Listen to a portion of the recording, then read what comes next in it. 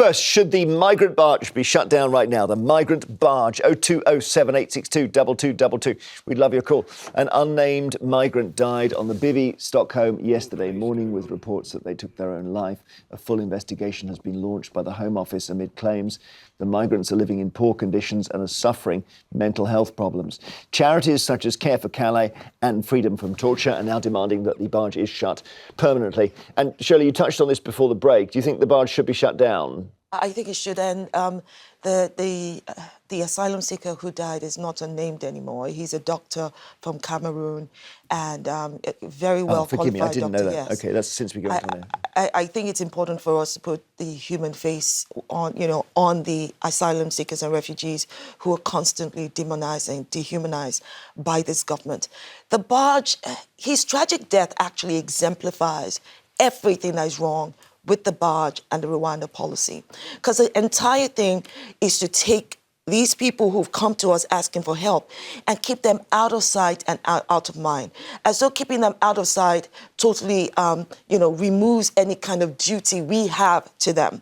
So, those who have been on those refugees and asylum seekers on the barge have used language to describe it as unsafe, frightening, and an isolated place. And that in addition to the water, there's a risk of fire and spread of disease in a small space. And what we've understood... What do you do with them instead? You put them in hotels?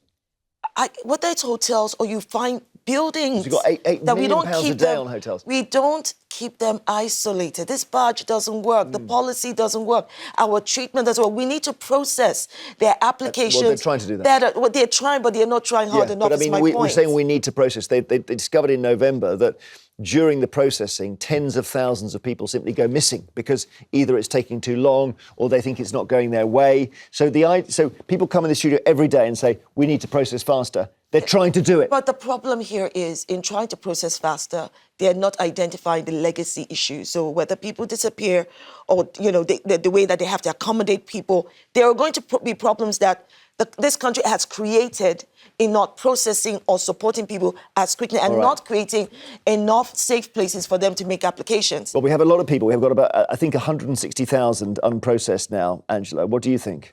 Well, I think, let's be pragmatic, first of all. If there's any suggestion that the barge is unsafe, it's unhealthy, if it's not clean, if it's not hygienic, these are human beings, and Shola is quite right. We forget when we deal with large numbers of people that everyone is an individual soul and the sanctity of human life overrules everything.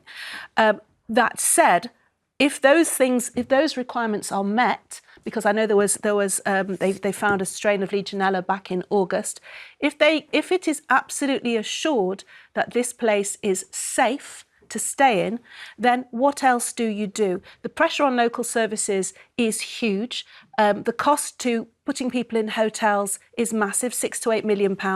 And it's very easy for people like myself, Shola, all of us on the circuit to sit and hand-wring in a studio and say, we need all sorts of things. But if it simply can't be done on a practical level, what do you do with all of these people? And in terms of the death of this individual doctor, who was a person... We don't know for sure who he is yet. Okay, this individual who was a person with a life, who I'm assuming came over on a small boat and took their life... Okay, let's just assume they took their life. I don't think it's safe to make that assumption, because with that assumption comes all of the kind of dehumanizing... No, because if they hadn't come on a small boat, then they would have been processed I would have assumed that. Yeah, okay, so assuming... Okay, let's assume, and I'm happy to be corrected if that's not the case. So they've taken their life in their hands and left a country that was safe in order to make the hazardous trip across the channel. If that is not enough to give somebody huge mental health issues before they even step on the barge, I think it's difficult to kind of finger point the barge as a reason for that. That's why people have driven to suicidal thoughts. But then we get into the situation where I got a call from somebody who was on my radio show, from somebody whose daughter has major mental health issues, and she's been given an appointment in the NHS in nearly 2 years' time. Now, Shola, how do we get this guy some mental health services when people who live here can't get them? I think that is a fair question to ask, but the problem here is, and this is a problem I have with arguments like you just presented, Angela, is that it's victim blaming. The fact that he may or may not have come on a dangerous boat to get here, the point is that our duty to him and every other asylum seeker does not stop. When this man was crying for help, saying he needed help, and he's a doctor. The security the security man said, "Shut up, be quiet," and this is what was reported by those who witnessed it. So we can't just say that, you know what, you put yourself in this position. You should never have come this way. Well, if it's true that he came from Cameroon. Yeah, he came from Cameroon. What was he fleeing in Cameroon? We don't know what his circumstances are, but nobody puts themselves in any situation to come here or anywhere else if there was not good, valid reason. Why leave a safe country? But why that leave France? again, you're victim blaming. The I'm bottom line is, I want to be enlightened. He committed suicide. Before he did that, he asked for help. Okay. If our government was treating them like human beings, that security person would not have been empowered to tell him to shut up. I'll come back to you, Angela. Let's get a caller in. Caroline in Manchester. Hi. Good morning. Is this time to close the barge? It should never have opened. It should never, ever have opened. What we have is a government in power for the last 13 years who all they have done is demonise and just dehumanize people who are the most vulnerable. If we could stop the small boats tomorrow by setting up safe legal routes following international law. People have a right under. Why would that stay? People keep saying there are easy solutions and we could stop it tomorrow. If you're turned down for asylum, why would you not then get on a small boat? But that, right. Of course that could happen, but that never happened previously. We had the system in place. What we have is the most vulnerable people who are traumatised now being banged on a barge or left in hotels for years on end, and it is years on end, because we have a system that cannot process properly. Okay, Caroline, thank you very much. Let me go on to Frederick in Bedford. Hi, Frederick. Well said, Caroline. Should you close the barge? Yes, definitely. We shouldn't have had it in the first place, okay? We have just given millions to France and Rwanda. Not one person has been evicted from this country. We got poverty in this country. And when we pick them up in the channel, we should take them back to France. It's France's problem, not ours. Is that right, Angela? Do you think? Well, I think we have to keep our eye on the humanity of this all, absolutely. Because when we talk about people like commodities, it's always a dangerous thing, I feel. But I think there is a fair point to be made that Frederick touches upon, which is if you look at the history of refugees fleeing persecution, they are just happy to land somewhere safe. And the bit that I am troubled by is that the gentleman coming from Cameroon or from wherever has been through a series of safe countries and yet still wants to press on and come to the UK. And that bit troubles me. And it's all very well saying close the barge, which we should, obviously, if it's unhygienic, all the things I said. But otherwise, there are 222 ensuite bedrooms that are there while people's situation is being processed. Charlotte in Kent, hi. Do you think we should close the barge? No. I don't see why there's a discussion so much about it. Well, because A, it was late opening because of Legionella, and B, now somebody's taken their own life and we don't know all the details, but obviously that's a concern, major concern. Is mental health not a major concern as it is in the UK? I mean, there are people paying for rent for houses that are not livable. Council are giving out houses that are full of mould. Not to forget all the homeless people on the street. I think there's a lot of people in England right now that would cry for a room on that barge. So, is that true, Shola, do you think? No. I mean, the people who live there have just described the conditions on the barge as isolating. They've used, again, words like unsafe and frightening. Look, I accept that we've got, systemic issues with homelessness, with providing housing, and with our NHS. And if we had better governments, maybe, yes, we would have done, more with it. But it is never an excuse, in my opinion, to what about us when somebody else is going through the same thing. We can't say, what about us? We don't have nice homes. We don't have ensuite. They have this, so they should be happy with it. When we know that we will not necessarily be happy to be living on a barge. The bottom line here is, if we're going to treat people and have them on our land, we should treat them as we would treat ourselves. Charlotte, can you respond to this? yeah, there is a lot of people that would be happy to be living on that barge. I don't think you can disagree with that. Yeah, but that might well be true, Shola, actually, if it's clean and... I mean, but that is the point, though. It's not just about it being clean. Again, the point being raised by the charities and everybody else, is that it's isolated, one, and that it is unsafe. It's not about it being clean. There are probably loads of places that are clean, but they're not safe. All right. And I guess, Charlotte, it probably feels like you're imprisoned as well. You're in a place you don't know. You are allowed off it. I don't know, because, like, my husband is out all day, every day at work, and we are still, just scraping by as is. Our house that we privately rent is full of mould. I don't think there are things that you could call that livable conditions. All right, Charlotte. It's what we've got to do. And I think as long as they've got a roof over their head, we're all in the same boat at the moment. And to be... Thank you so much. Thank you. All I was going to say very quickly is and I am not in any way commoditising somebody's intense suffering. Whoever this person was driven to the extreme to take their own life, which is such a terrible and brutal thing to do. But if that person had done it in a bed and breakfast or a hotel with lots of people crammed together, we would then maybe blame that system or the other. I think it simplifies the situation to say it is the barge and not the circumstances that I think it oversimplifies. You don't think so, Shola? I don't think so, because again, you're ignoring the circumstances. They didn't just find him dead. He was crying out for help. If he had been treated like you would treat yourself, and somebody had gone to him and said, "What's wrong?" Okay, let's call the doctor, let's call an ambulance, let's get you help, professional help. They left him to stew in what led to him to commit. More calls on the migrant barge. Should it be shut down? We're having a debate on this after the sad death of a man. Apparently, Shola says the doctor, we've not officially confirmed who he is, but it's sad either way. Kevin in North Yorkshire, hi. Hi. What do you think? Shut the barge? No, I don't think we should shut the barge. It is costing the government too much money to put people in hotels, and we haven't got the infrastructure in this country with schools, dentists and doctors. Me and my wife took in and still have 2 Ukrainian refugees living with us, been with us 18 months. And we're quite happy with it, but we have had struggling to find dentists and doctors and nurses like that for them.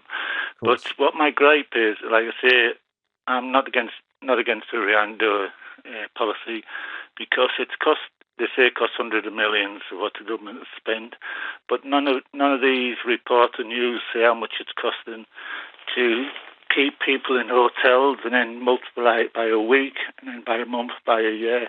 It would cost hell of a lot more millions of what the government has paid. Well, it's about, I suppose, probably every 15 days it costs 100 million, the hotels, which is 100 million is the latest amount of money put into the Rwanda plan. But yeah, the hotels doesn't really work. Rwanda isn't working. The barge seems to be troubled. There's 160,000 people and counting. What do you do, Kevin? Because you can't have 20 barges, can you? No, but it's like the refugee crisis is like something all over the world. Every country is dealing with it, and we can't sustain it. We just haven't got the money to sustain. Yeah, but but once they're here, we need a solution. Of course, Australians did an island, didn't they? They just took people and put, I don't know where they were, Papua New Guinea. Yeah, but that caused all kinds of trouble. Well, there's a certain theme here, which is you just pick people up like Skittles and put them somewhere else. But when you have to do a cost-benefit analysis, you have to know who people are when they've come to this country through illegal means. I know they're often escaping very terrible circumstances. As I've said repeatedly, they've been through safe countries. Yep. We need to know who they are. And while they're in a holding position, it doesn't matter whether they're doctors or they're not professionally qualified. That shouldn't matter to the value of their human life.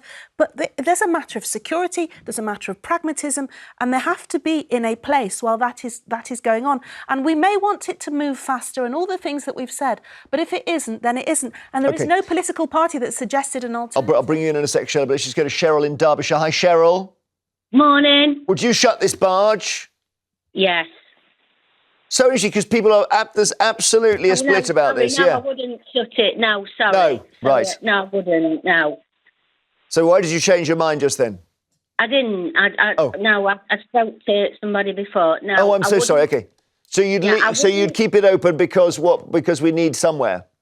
They need somewhere where they are all together, where they are not all clearing off to other parts of the country, because you don't know where they're all going. I do personally have known 2 refugees, and I'm not saying they weren't nice people, but they moving about the country, they're ducking and diving, and you need to know where everybody is. What about that, Shola? Ducky and diving. Isn't that just at the center of why people are suspicious about refugees and asylum seekers? I mean, Angela said they're allowed to come off the barge, but some other people have a problem with them being allowed to move around the city or the town or the country. Are the asylum seekers and refugees human beings like us, or are they not? What is this level of suspicion that's been attached to them that we don't attach to ourselves? I think the bottom line here, and there's something, Angela, you said at the beginning, which I agree with, which is that we need to understand the people that we are housing. So once, whichever way they've come into the country and we're processing them, we need to provide them support, understanding that they probably represent a lot of what we experience here. So whether that's mental health, whether that is to do with housing, all of those things. And we cannot take them, dump them on an island, on a barge, and from the perspective of out of... Cheryl, what do you say to Shola? I think, without being rude, Shola, you might be an educated lady that's a lawyer, but, you're British and you need to think of the British people that's already here, because you seem to think that everybody else that comes to this country should be put before everybody else and working on their needs. No, well, there's people in this country with mental health problems, that's living on the street, that's living in houses not fit for purpose, that haven't got a job. And you need to look at that rather than... Say, Shola. Let's reply. Cheryl. So, Cheryl, I do not think that anyone should be put before another. That's exactly my point. I'm saying we need to treat asylum seekers and refugees the same way we would expect to be treated. So we have terrible problems, systemic issues with housing, with medical help and all of that. And they are coming. We've literally said, okay, you're here. We're going to house you while we process. We cannot treat them less than we treat ourselves. Well, that's exactly the issue. Hang on, William in Oxfordshire, come in on that. Do you agree with Shola? Oh, my dear. No, not exactly, no. Not exactly. I wanted to explain to you the other day, actually, Jeremy. My mother came to this country from Lithuania. She was put in a displaced persons camp on the continent for 2 years, waiting to be processed.